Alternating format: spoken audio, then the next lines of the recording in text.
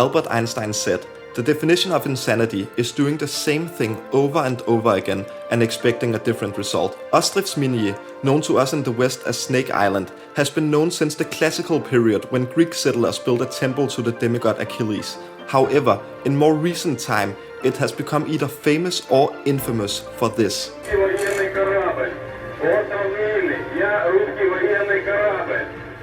Предлагаю сложить оружие и сдаться во избежание кровопролития и неоправданных жертв. В противном случае по вам будет нанесен бомбово-штурмовой удар. Длинный остров. Я русский корабль. Повторяю. Предлагаю сложить оружие, сдаться, иначе по вам будет нанесен удар. Как поняли меня? Прием. The radio chatter you just heard was recorded on the first day of Russia's illegal invasion of Ukraine. It is between Ukrainian border guards on Snake Island and the flagship of the Russian Black Sea Fleet, the Moskva. The island itself is actually less than 1 square kilometer in size, but it is located in a very strategical position, allowing whoever controls it to dominate a large part of the Black Sea and the southwestern Ukrainian coastline, including Odessa. After the now famous radio message, the Russians would go on to bombard the island, destroying its defenses and infrastructure. It was initially reported that all 13 border guards on the island were killed in the attack. Fortunately, however, it was later learned that they were alive and had been taken as POWs. On February 25th, the day after the Russians took control of the island, a naval battle ensued when a squadron of 16 Ukrainian naval vessels attacked the Russian warships, landing soldiers and equipment on the island. Sadly, that attack was unsuccessful. 6 Ukrainian vessels were lost. For the next 2 weeks, Russian warships would use the waters around Snake Island to fire missiles aimed at civilian targets, causing terror in major Ukrainian cities.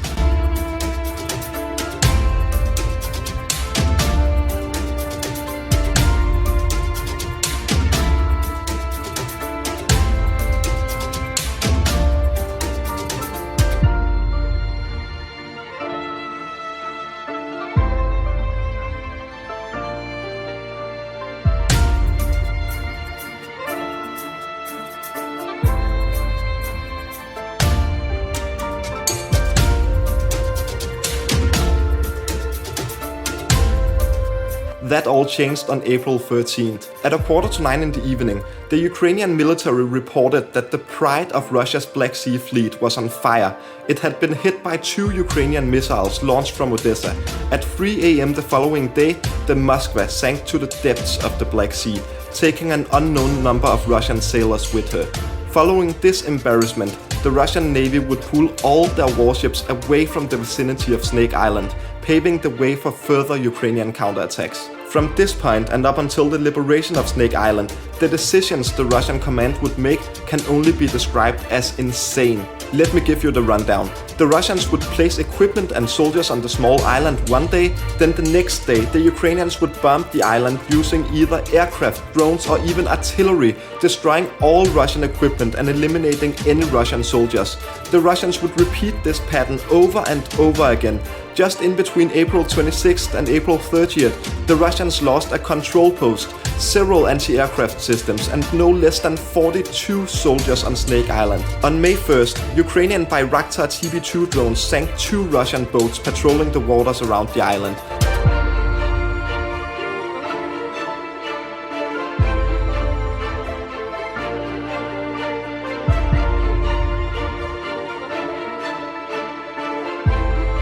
Then on May 7th, the Russians had rebuilt their base on Snake Island. That wasn't gonna stop the Ukrainians though. They attacked the Russians, again using Bayraktars. Footage from this attack also shows the TB2's first recorded aerial kill when it destroyed a Russian Mi-8 helicopter.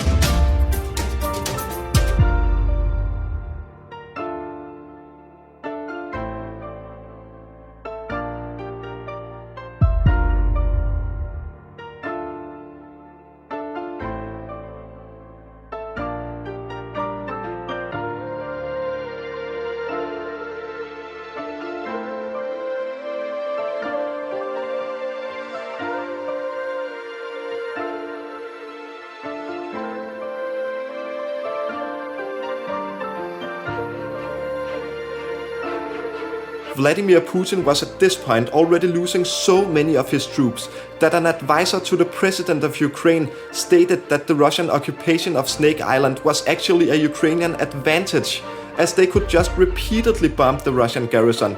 That did nothing to deter the Russians. Their plan was to make Snake Island into an aircraft carrier, from where they would be able to control a large part of the Black Sea and also launch raids against Ukrainian cities. That plan was doomed from the very beginning. As I said earlier, the Ukrainians could pretty easily reach the island, even using just conventional artillery. For the next month, it seems the Russian thinking was something along the lines: do something, fail miserably, then do the exact same thing again. The Russians would keep building a base on the island, and the Ukrainians would then go ahead and destroy it, along with the soldiers inhabiting it. They would also destroy several Russian ships attempting to resupply the garrison on the island. On May 12th, the Ukrainians hit a Russian ship near Snake Island, causing a huge fire on board. The ship had to be towed all the way back to Sevastopol, and on June 17th, a Russian boat was sunk, preventing it from delivering vital supplies including food and ammunition to the soldiers on the island. 10 days later, on June 27th, the Ukrainians released footage of them conducting precision strikes on the Russian garrison. The Ukrainian Southern Command also stated that there was an ongoing operation to recapture the island. At this point, amid the regular Ukrainian attacks on Russian supply ships and on the island itself, the Russians knew that their position on the island was untenable. They did try to attack Ukrainian rocket and artillery positions in Odessa in order to reduce the intensity of the Ukrainian attacks, but they failed. The Ukrainians reported no damage and no casualties. On July 1st, 2 Russian aircraft bombed Snake Island with phosphorus bombs. It is believed that the Russians attempted scorched earth in order to destroy any weapons and other material they left behind. 3 days later, on July 4th, the Ukrainian flag was once again raised over Snake Island.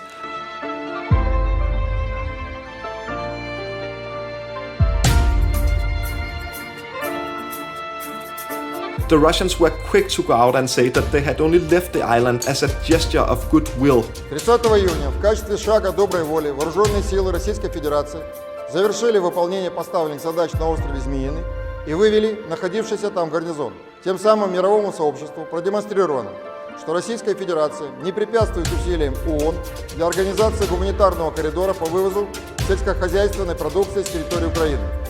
Данное решение не позволит Киеву спекулировать на теме надвигающегося продовольственного кризиса, ссылаясь на невозможность вывоза зерна из-за тотального контроля России северо-западной части Черного моря.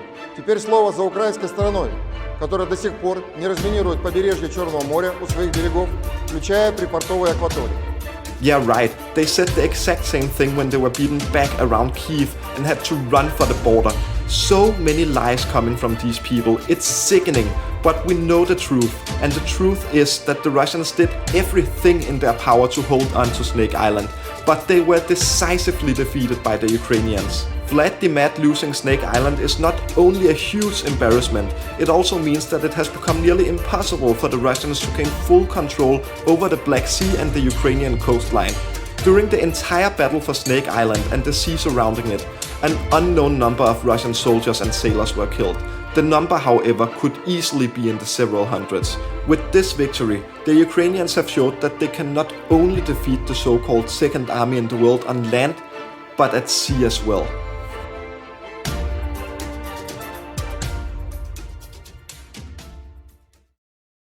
Thank you so much for watching. If you're watching this on Reddit, I would be very happy if you would go down into the comment section, find the link to the video on YouTube, and go there and give the video a like and subscribe to my YouTube channel. Right now the YouTube algorithm isn't really recommending my videos to anyone, and likes, comments and subscribers really helps me a lot with that. Thank you.